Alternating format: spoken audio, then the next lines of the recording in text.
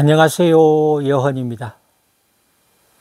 어제까지만 해도 그 요란스럽던 매미 소리는 흔적도 없이 사라지고 조용한 산장에 이슬비가 부슬부슬 내리네요. 계곡 타고 불어오는 시원한 찬 공기가 따뜻한 차 한 잔 생각나게 하는 그런 시간인데요. 오늘은 저도 차 한 잔 마시고 시작하도록 하겠습니다.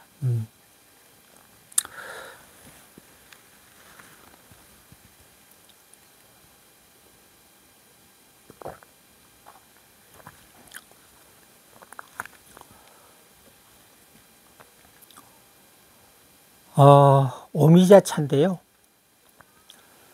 새콤하고 달달한 게 필요할 때 한 잔씩 하면 피로 회복에는 아주 좋은 것 같습니다. 오늘은 인생 여행길 6번째 시간으로 지난 시간에 우리가 이제 일간 기토에 대해서 간략하게 설명드렸고 오늘 이 시간에는 그 기사일주에 대해서 한번 알아보려고 합니다. 기사일주를 알아보기 전에 기사일주는 어떤 성향을 갖고 있는지 우리가 잠깐 그림을 그려보면 일간 기토는 이제 삼명통에 의하면 구름이라고 합니다. 구름이라는 것은 어때요? 하염없이 하늘을 떠돌아다니는 게 구름이지요. 그래서 일간 기토는 잠시도 이렇게 머물러 있지 않는 조금은 역마 성향을 갖고 있다. 그리고 지지사화도 마찬가지인데요. 지지사화는 우리가 이제 인신사에는 역마에 해당되는데 우리가 이제 삼명통에 의하면 사화는 대역성이라고 합니다. 대역성. 대역이라고 하는 건 이제 큰 역에 사람들에게 분주하게 움직이는 그런 모습을 말합니다. 또한 그 사화는 12신살로는 이제 지살이라고 하거든요. 지살도 이제 역마살하고 비슷한 그런 살을 말하는데, 그래서 기사일주들은 조용하게 이렇게 집에서 있는 것보다는 대외적으로 적극적으로 활동하는 것을 좋아하는 그런 성향을 갖고 있다. 그래서 이러한 그 기사일주들의 성향을 머릿속에 염두에 두고 본격적으로 기사일주에 대해서 하나씩 알아보도록 하겠습니다. 우리가 이제 기사일주는 첫 번째 그 십성으로는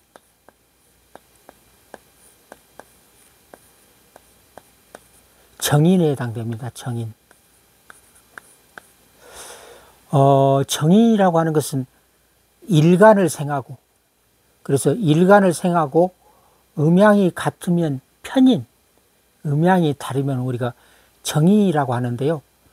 기사일주를 이렇게 들여다보면 일간 기토도 음이고 사화도 음하죠.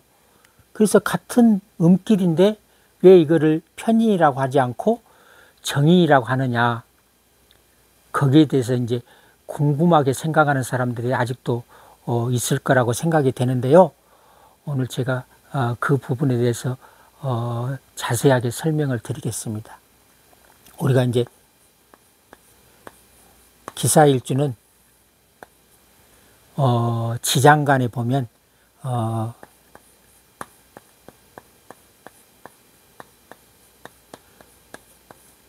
병경무라고 하는 지장간이 들어 있습니다. 그래서 여기서 이렇게 가만히 들여다보면 사화는 음화라고 했죠. 그런데 실질적으로 지장간에 들어가 보면 이렇게 양화로 사용이 됩니다. 우리가 이런 것을 갖다가 체화용이 바뀌어서 쓰인다라고 하는데요. 실질적으로 음화인데 쓰이기는 이렇게 병화라고 하는 양화로 쓰이게 됩니다. 그래서 화하고 수는 이렇게 체화용이 바뀌어서 쓰이게 된다. 이해되셨죠? 수도 마찬가지인데요. 기해를 한번 예를 들어서 볼까요? 해 중에는 어때요? 임, 갑, 무라고 하는 지장간이 들어 있습니다. 그래서 해수가 음수인데 실질적으로 쓰임새를 보니까 이렇게 양수로, 임수는 양수잖아요. 그래서 양으로 쓰여지고 있죠. 그래서 수도 마찬가지로, 화와 마찬가지로 이렇게 체와 용이 바뀌어서 쓰여진다. 그래서 화수는 여러분들이 이 체와 용이 이렇게 바뀌어서 사용된다는 것을 머릿속에 꼭 기억해 두시기 바랍니다. 그래서 오늘 이 시간 이후로는 절대로 이렇게 왜 같은 의미인데 이게 편인이 아니고 정인이냐 하는 이런 오해가 없으시기 바랍니다. 이해되시죠? 그래서 우리가 정인이라고 하는 것은 어때요? 학문, 문서, 도장, 그리고 자격증, 이러한 것들을 우리가 정인이라고 하는데요. 그래서 이 일지에 이렇게 정인을 둔 사람들은 학문에 아주 조예가 깊고 또 이렇게 안정된 생활을 추구하는 사람이 많습니다. 그래서 일지 정인을 둔 사람들은 명예,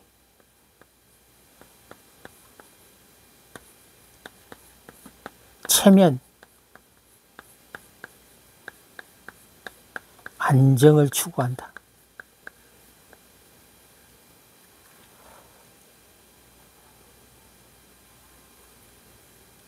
그 다음에 두 번째로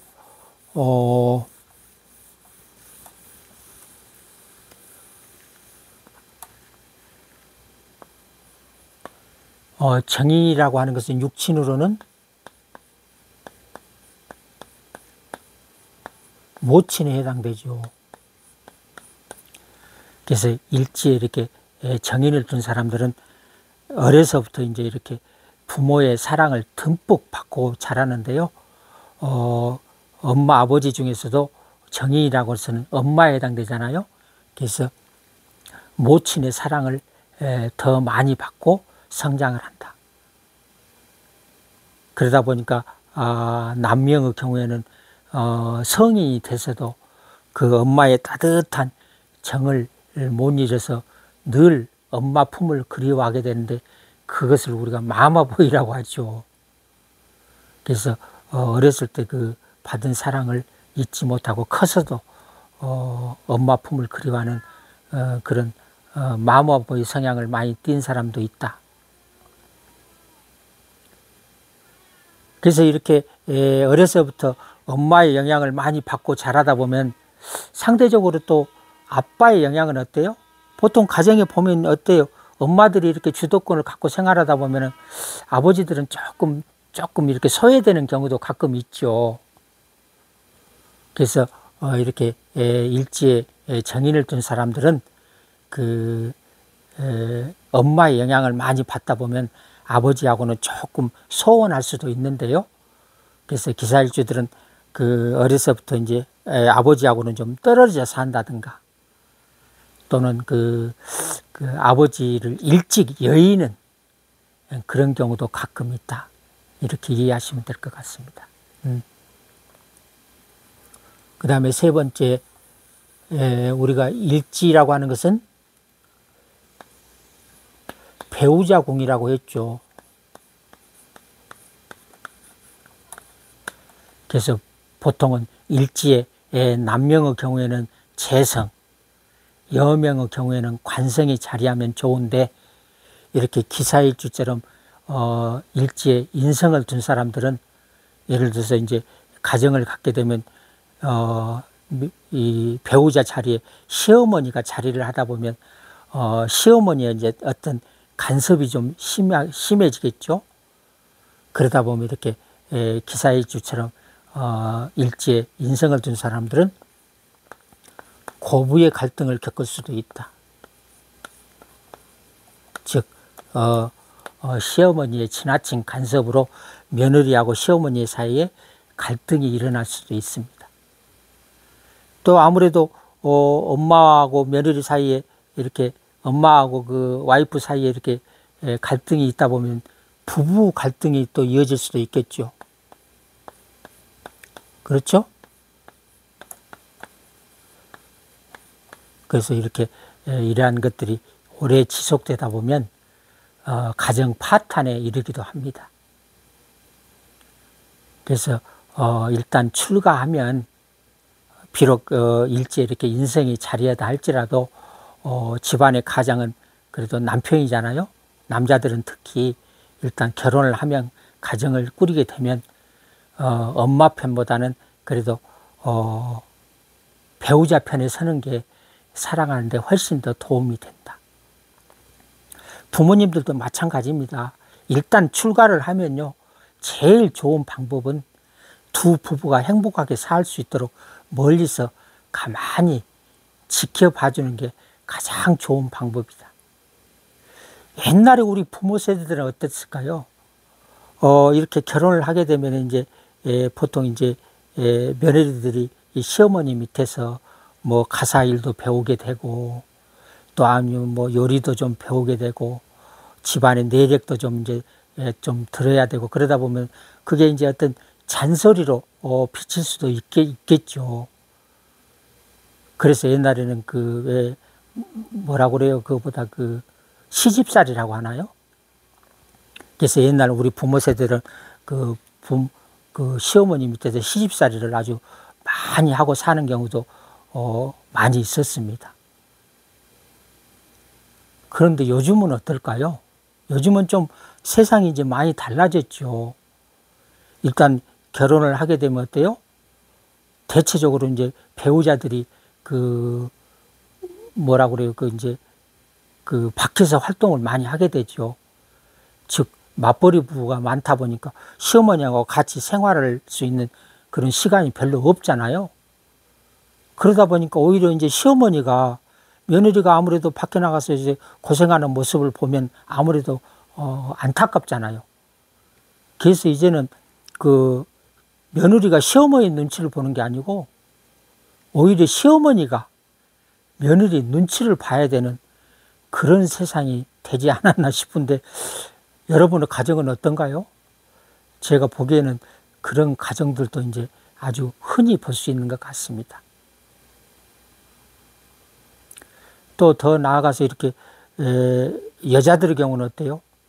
보통 이제 옛날에는 출가를 하면 여자들의 경우는 이제 그 일단 시댁에 가서 이제 이렇게 최선을 다할 수 있도록 부모들이 이제 친정에서는 이렇게 간섭을 하지 않았는데 요즘에는 이제 그 친정 엄마들이 능력이 있다 보니까 예를 들어서 결혼시켜 놓고도 자기 딸이 사는 게 좀 구차하면 이제 또 거기에 간섭을 하는 경우도 가끔 있거든요. 그게 이제 너무 지나치면 어때요? 시댁에서도 별로 반가워하지 않을 거고 또 이제 부부간에도 이렇게 또 갈등이 생길 수도 있고 그래서 오히려 요즘에는 이제 그 친정 엄마가 지나친 간섭으로 또 가정의 파탄을 이룬 경우도 종종 있거든요. 그래서 부모님들이 그 과거에 얼마나 힘들게 사셨습니까? 옛날 과거 그런 생각하시면 안 되고 이제는 이제 젊은 부들이 일단 가정을 갖게 되면 조금 힘들고 어렵더라도 제일 좋은 방법은 주위에서 이렇게 가만히 지켜보고 있는 것도 필요하다. 저 개인적인 생각입니다. 그래서 사주 구성이 자기 자리에 당사자가 있는 게 가장 좋지만 사주 구성이 어디 그렇게 되는 경우는 아주 드뭅니다. 그래서 이렇게 일지에 인성을 두고 있더라도 조금만 서로 생각을 바꾸면 아주 좋은 그런 가정을 이룰 수도 있다. 저는 그렇게 생각합니다.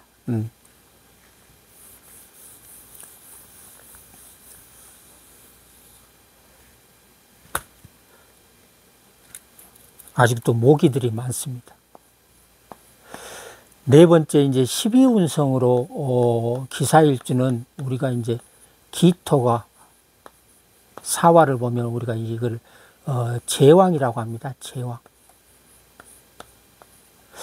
제왕이라고 하는 것은 그야말로 인생의 최고의 높은 자리,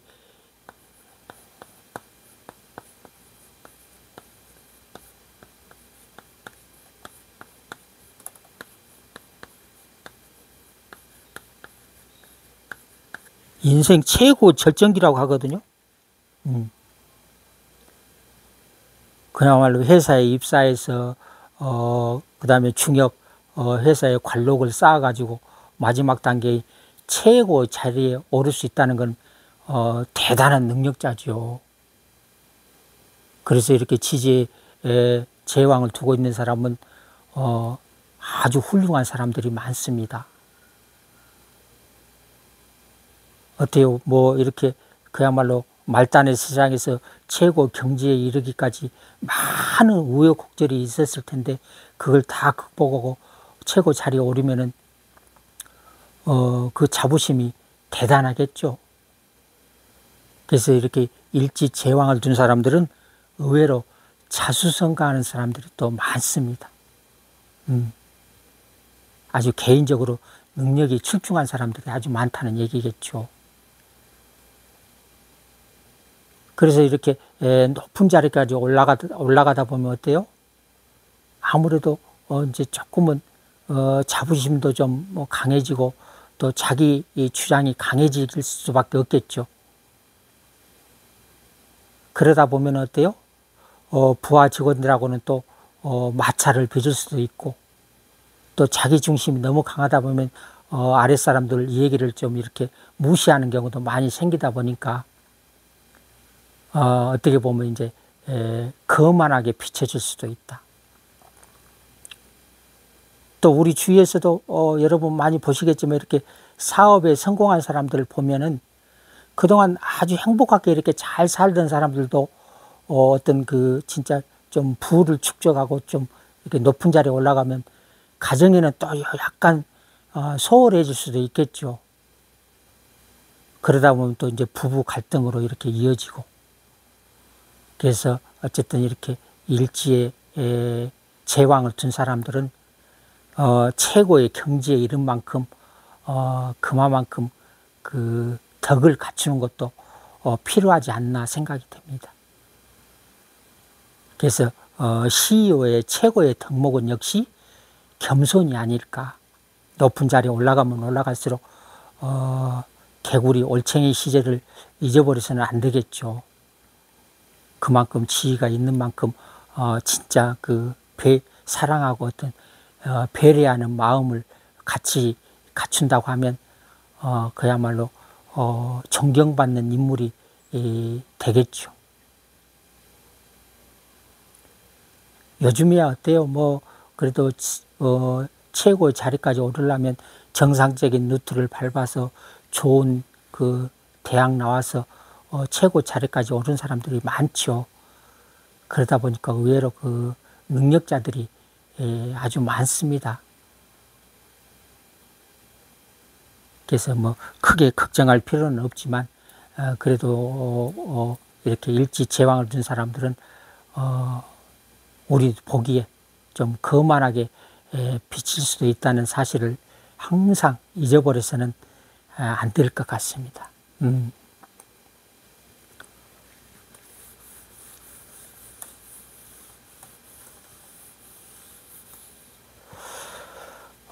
다섯 번째 지장간인데요. 우리가 이제 이걸 보이지 않는 마음이라고 그래서 속마음이라고도 합니다.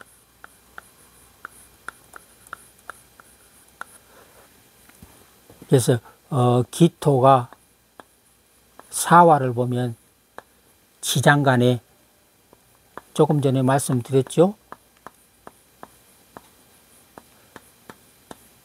병경무라고 하는 지장간을 갖고 있습니다.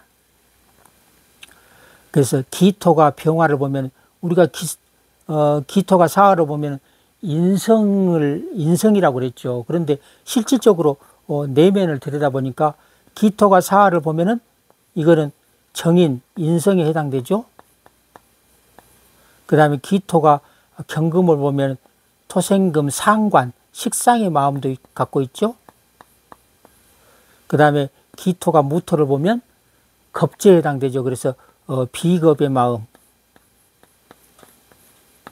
그래서 겉으로 보면 이렇게 인성의 마음, 학문의 죄가 깊고 또 부모덕을 인덕이 많은 사람처럼 보이는데 실질적으로 내면을 들여다보니까 인성의 마음, 학문의 조예도 깊고 그 다음에 식상의 마음이라는 것 어때요? 활동적이고 예능 예술 쪽에도 아주 소질이 뛰어난 사람이 많습니다. 또 비겁의 마음이라는 건 어때요? 아주 그 비겁이라는 거는 욕심이 많다는 거죠. 그래서 기사일주들은 이렇게 내면을 들여다보니까 형제들도 아주 욕심들이 많더라. 그래서 우리가 이거를 조금 더 깊이 들여다보면 일단 인성 병화가 사화를 보면 12운성으로 같은 오행이죠. 그래서 이건 록에 해당됩니다. 록이라고 하는 것은 인생의 황금기라고 하지요. 회사로 말하면 이제 중역에 해당되는데요. 그만큼 기사일주들은 그 인성 병화가 녹지에 들어있기 때문에 그만큼 똑똑하고 능력 있는 사람들이 많습니다. 또 록이라고 하는 것은 직장에서도 아주 인정받는 그런 능력자들이 많다. 또 인성이라고 하는 것은 모친에 해당된다고 했죠. 그래서 모친이 아주 훌륭하신 분이거나 또 모친이 사회적으로 아주 그 많은 활동을 하는 그런 분일 수도 있다. 능력 있는 모친이라는 얘기겠죠. 그래서 기사일주들은 아주 복받은 일주다. 본인도 똑똑하고 또 부모덕도 있고 참 대단한 일주죠. 그 다음에 두 번째 식상 경금이 사화를 보면 12운성으로 경금의 록은 신이죠. 신. 그래서 록왕세 병사묘 절태양 생지입니다. 생지. 대단합니다. 식상이 생으로 들었다고 하는 것은 일단은 식복은 타고났다.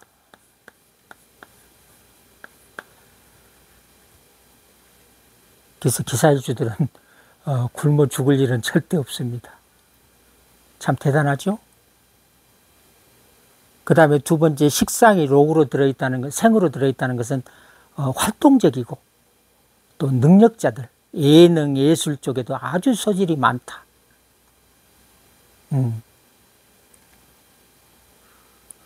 또 식상이라고 하는 것은 여명으로 보면 자식에 해당되죠. 자식. 식상은 자식이잖아요. 그래서 자식들이 또 본인도 똑똑한데 자식들이 또 아주 똑똑하고 훌륭한 자식을 둔다. 참 멋지죠. 대단합니다. 마지막으로 비겁 무토가 사화를 보면 12운성으로 화토동법으로 무토는 병화하고 같다고 했죠. 그래서 병화가 사화를 보면 이것도 록에 해당되죠. 비겁이라는 것은 어때요? 형제를 말하잖아요. 그래서 형제 중에 아주 똑똑한 형제가 있다.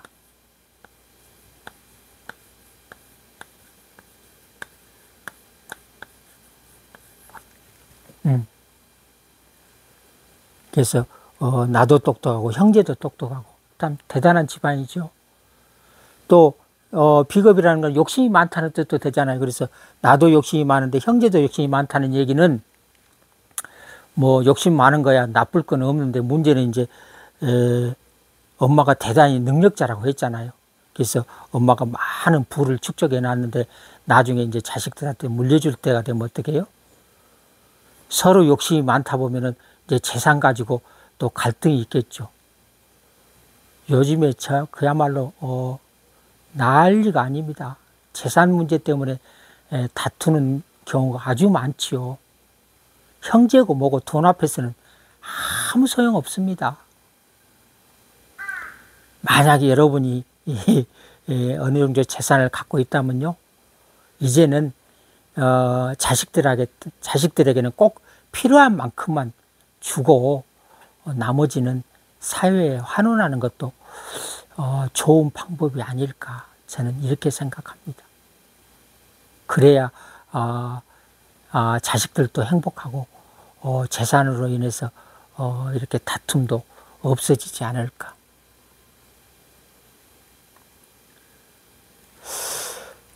그래서 이러한 것들을 이제 다시 우리가 좀 정리를 해서 요약을 해보면,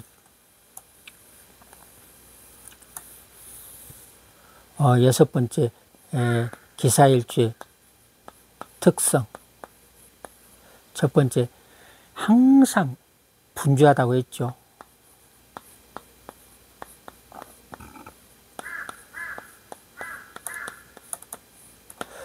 물론 이제 운전하는 그 기사분들하고 기사일주하고는 뭐 큰 연관성은 없습니다만은 여러분이 좀 기억하기 용이하게 기사일주는 그 바쁘게 사시는 기사분들을 한번 떠올려 보면 머릿속에 좀 더 잘 기억되지 않을까. 그 다음에 두 번째, 일단 기사일주들은 부모덕이 대단하다고 했죠. 부모덕. 또 더불어서 인덕도 아주 타고났습니다. 부모덕도 많고 인덕도 많고 어디 하나 부족한 게 없습니다. 그 다음에 세 번째, 기사일주들은 학문에 아주 조예가 깊다고 그랬죠. 총명하고 학문의 조예가 아주 깊습니다. 학문으로 이렇게 출세 가도를 달린다. 출세한 사람이 많습니다. 마지막으로 기사일주의 굳이 단점을 찾으라고 하면 좀 융통성이 부족하고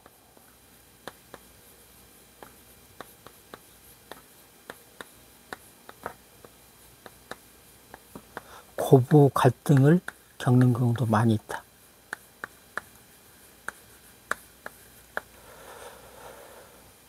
오늘 기사일주에 대해서 간략하게 알아봤는데요. 이 네 가지라도 머릿속에 기억해 두시고 다음 시간에는 이제 우리가 그 인생 여행길 7번째 시간으로 경호일주에 대해서 한번 알아보도록 하겠습니다. 오늘 하루도 행복하시고요. 수고 많으셨습니다. 감사합니다.